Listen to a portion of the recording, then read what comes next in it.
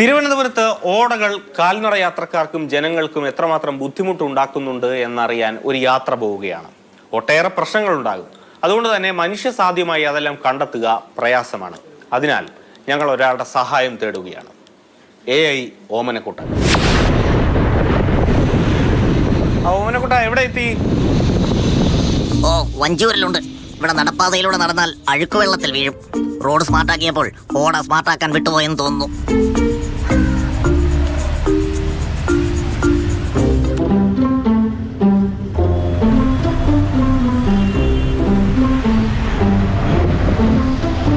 Medical college പരിസരത്തെ അവസ്ഥ എന്താണെന്നോ? പോലീസ് എന്ന് പറഞ്ഞിട്ട് കാര്യമില്ല. സൂക്ഷിച്ചില്ലെങ്കിൽ ഓടയിൽ വീഴും.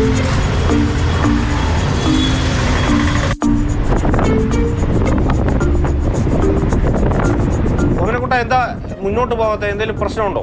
എവിടെന്നോ പരിചയമുള്ളൊരു ശബ്ദം. അതൊന്ന് കേൾക്കട്ടെ.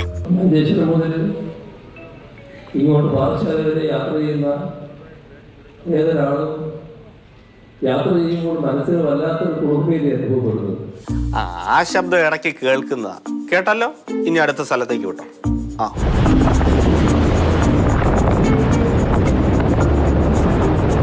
നാലാഞ്ചിറയിലെ ഓടയാണല്ലേ ഓട. ഇരട്ട ഓട. മുടിയില്ലാത്തത് കൊണ്ട് ഒടുക്കത്ത നാറ്റവും. ഇവിടെ അധികം നിൽക്കുന്നില്ല. നാട്ടുകാര് കലിപ്പില. ഈ കടക്കാരെല്ലാം അവരുടെ കടയിൽ സാധനങ്ങളുടെ വേസ്റ്റ് പേപ്പർ മറ്റു കാര്യങ്ങളൊക്കെ ഈ ഓടകളുടെ ഹോളിൽ കൂടെ കുത്തിയിറക്കുകയും ചവറെല്ലാം തീയിട്ട് നശിപ്പിക്കുകയും ചെയ്യുന്നത് വൃത്തിയാക്കത്തില്ല. എല്ലാ മാലിന്യങ്ങളിൽ ഡ്രെയിനേജും ടോയ്ലറ്റിൽ നിന്ന് വരുന്ന സാധനങ്ങൾ മാത്രമേ ഈ ഓടയിൽ വരുന്നുണ്ട്. അത്രമാത്രം വൃത്തിഹീനമാണ് ഈ ഓടയുടെ നിലവാരം. വളരെ ബുദ്ധിമുട്ടാണ് ഇതിലേക്ക് ജനങ്ങൾക്ക് നടക്കാൻ. സ്കൂൾ കുട്ടികളൊക്കെ പോകുന്ന വഴിയായത്. നഗരം വിട്ട് MC റോഡ് വഴി പോയാൽ വട്ടപ്പാറ മുതൽ വെഞ്ഞാറമ്മൂട് വരെ വിവിധ ഫാഷനുകളിലുള്ള ഓടകൾ കാണാം. വെറുതെ പേരിന് പണിത ഓടകൾ, സ്ലാബില്ലാത്ത ഓടകൾ, കാടുമൂടിയ ഓടകൾ, പകുതി പണിഞ്ഞ ഓടകൾ, അങ്ങനെ ഒരുപാടുണ്ട്. നേരെ വെഞ്ഞാറമ്മൂട് കട്ട് ചെയ്ത് ബൈപ്പാസ് കയറും ഓമനക്കുട്ട. എന്നിട്ട് കഴക്കൂട്ടത്തേക്ക് വാ. IT ഹബ്ബാണ് കഴക്കൂട്ടം. പക്ഷേ ഓടകൾ പരിതാപകരം. മൂടിയിട്ടില്ല. ഇവിടെ നിന്നെങ്ങാനും വീണാൽ നടു ഒടിഞ്ഞത് തന്നെ. തീർന്നിട്ടില്ല. തൽക്കാലം ഇതിവിടെ നിർത്തി മറ്റു ജില്ലകളിലേക്ക് പോയി നോക്കിയാലോ?